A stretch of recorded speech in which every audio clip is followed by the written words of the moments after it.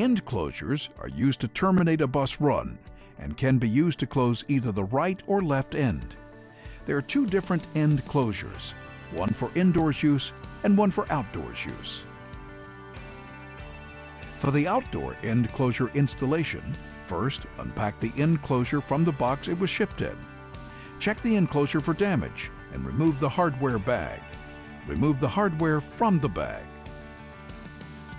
Loosen the screws on one side of the enclosure and place it on the end of the busway.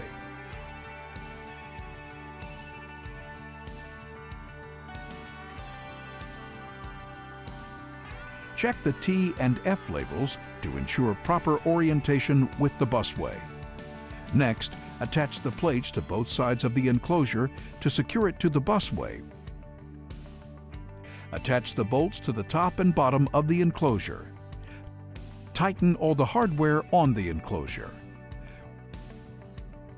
Remove the plug from the bottom of the end closure to ensure that any moisture may escape.